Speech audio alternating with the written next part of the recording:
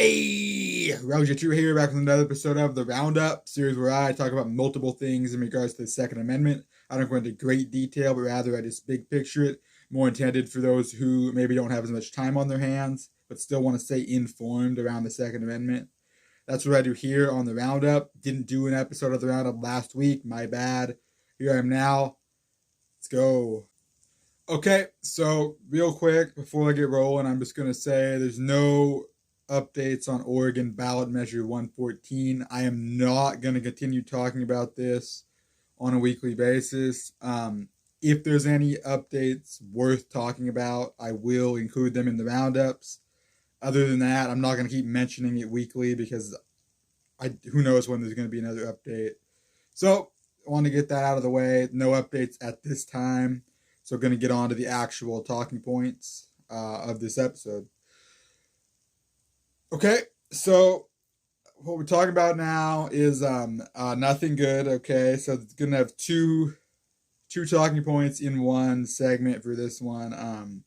First, I've been saying it. Colorado is one state that I've been, one of many that I've been keeping my eye on as far as trying to ban so-called assault weapons. Okay, well, the state of Colorado has submitted a so-called assault weapons ban in the state of Colorado. Okay, so if you live in Colorado, get out there, do all the things in your power to stand against this bill.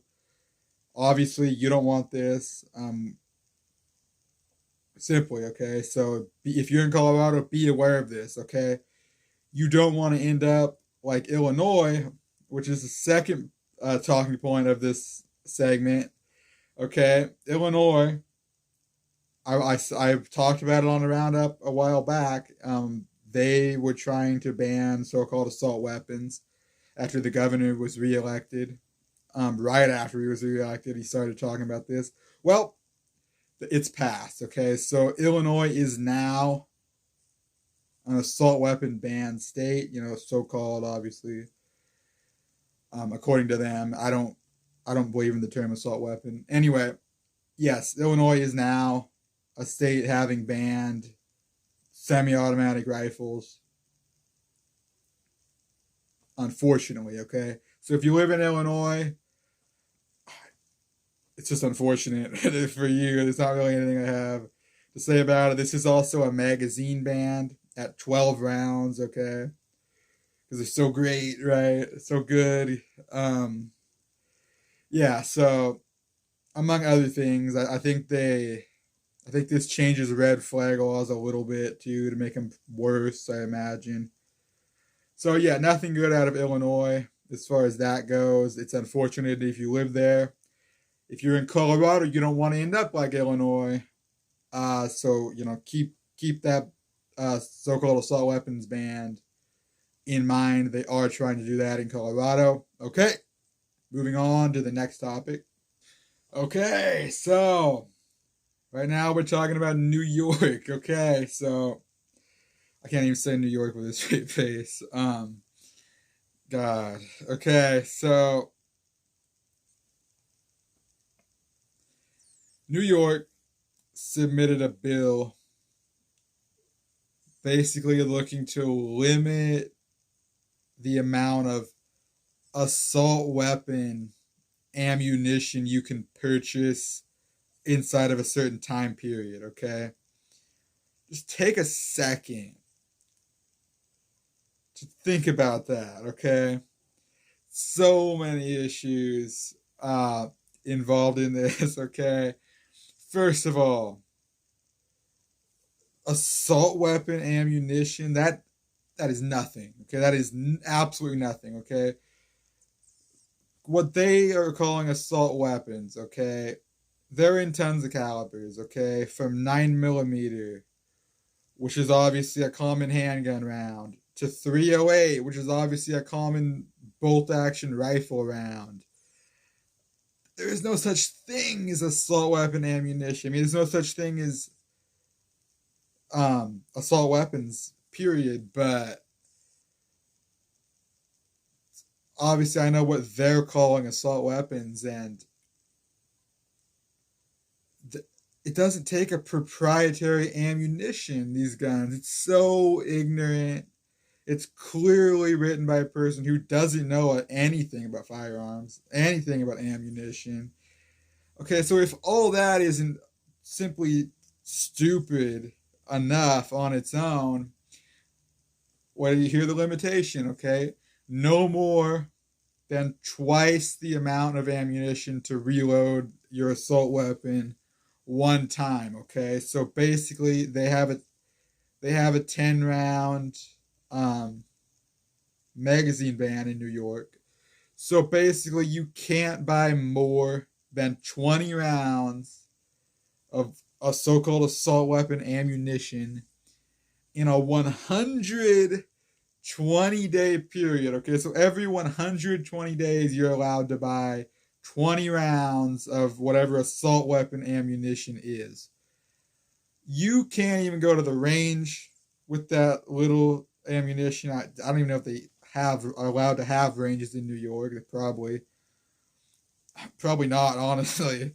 But this, it's laughable, but it's also disgusting, outrageous.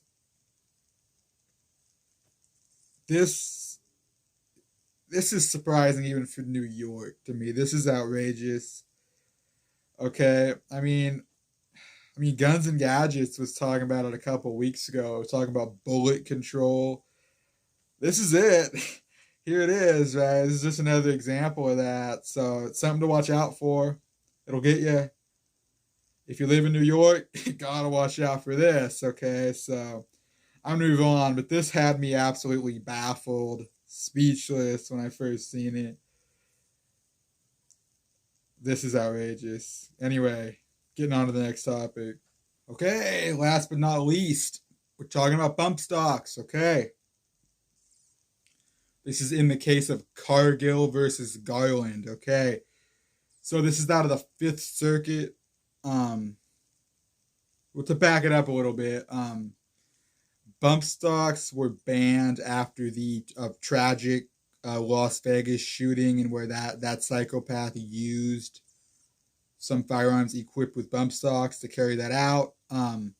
President Trump decided he didn't like bump stocks, so he was going to have his ATF effectively ban bump stocks, even though there was legislation at the time that could have been passed through Congress to, actually do things the right way. Not that they should have been banned, but, you know, certainly not by ATF. They don't make laws.